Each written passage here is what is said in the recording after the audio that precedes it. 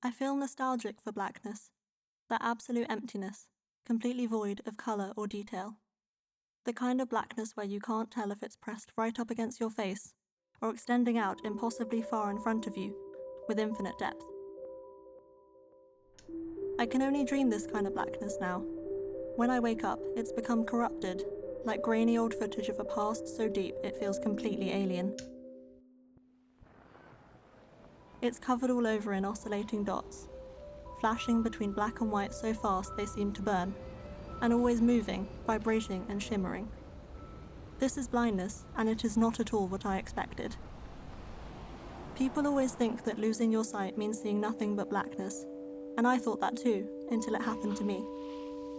Now I know that blindness is a spectrum, and encompasses many ways of seeing. Even defining blindness is hard, like trying to define literature or art. We all have a general sense of what might be included in those categories, but the actual quality uniting them is vague.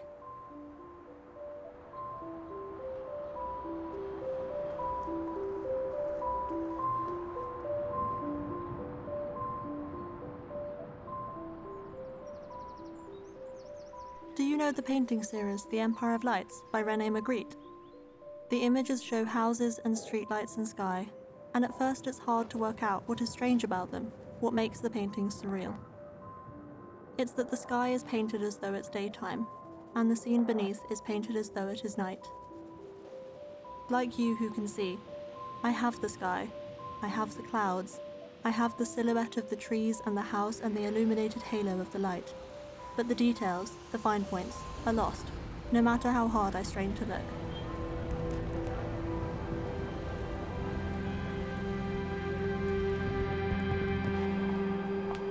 When my blindness started, it was very one-dimensional. It was a trauma and a tragedy. I was losing something very important to me, that made up a large part of the fabric of my identity. I was the girl who was always reading, or drawing, or writing poems. If I lost all of those things, who was I? What was left after those parts of me were gone? And worst of all, there wasn't just one thing, one point in time, to process or grieve. It was never-ending, so that each time I made peace with how things were, it would fluctuate and worsen, and I'd have to start all over again.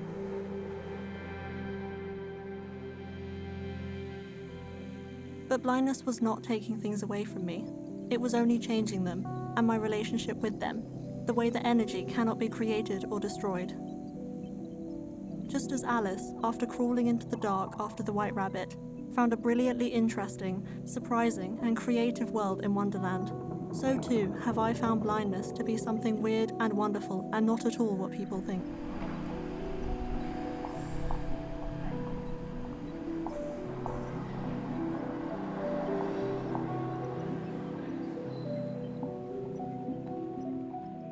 Down the rabbit hole of blindness, I found brilliant colour.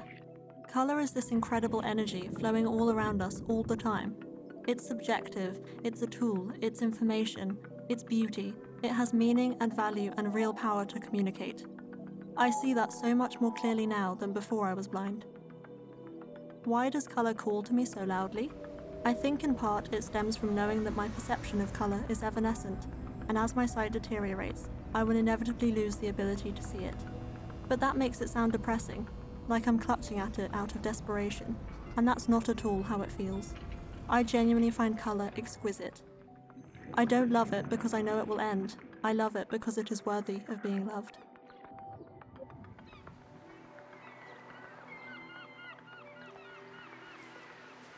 When I take photographs and engage with you about them, I am showing you that blindness does not separate me from what can be seen and what I can see, from beauty and from light and from colour. But digital photography does not reflect my world anymore. It is film photography, with its fragility and serendipity, that reflects how I really see. And all the delicate machinations of the analogue process perfectly parallel the fractured workings of my own eyes. Film does not try to foster the feeling that things will last forever. It makes the people who use it think more deeply about what they see and the mechanisms that can help them express that. With a roll of film, you're naturally going to meditate more consciously on what you want to remember and preserve in a photograph. You know not to take it for granted. Film is about more than just sight. It is like world-building magic.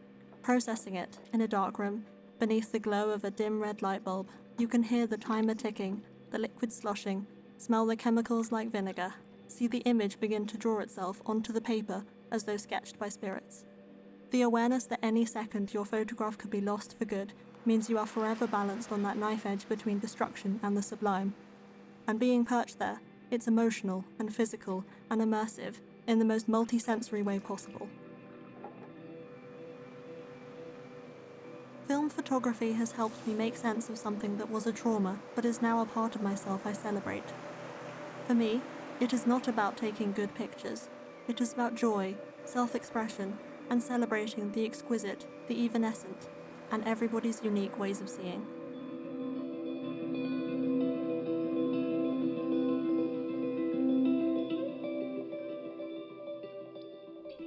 Alice is told, "We're all mad here. The reality for us is that we're all blind here. We can't see infrared light, like snakes or goldfish can. We can't see ultraviolet light, though butterflies and bees can. We can't see X-rays or gamma rays or radio waves. The whole universe is full of signals and information flashing out invisibly, and we're blind to the vast majority of it all. No one is divorced from all that energy, no one on Earth."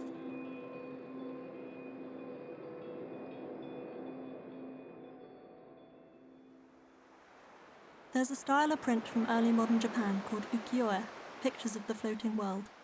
The world was floating because it was transient, something fleeting that was endlessly moving towards inexorable decay. Our world is alive and travelling towards death. It's not something to lament, but rather something to make us all want to live. It does us good to remember everything is alive and always changing, because it is when we try to hold things too still that we break them. We must understand that blindness is not one unchanging, static thing. Like something alive, it can move and shift and be in a constant state of flux. It floats, like we do. Film is like a living thing too, unpredictable and wild. You don't always have as much control as you'd like. Any control you do have relies on understanding and respecting the rules of a game being played by light and time. They are calling the shots, and we can only work in the shadows of their hands crossing. But when they do cross, with our red lights, our acid fumes, our human and mechanical eyes, we can distill the energy of our world into something perfect, even if just for a moment.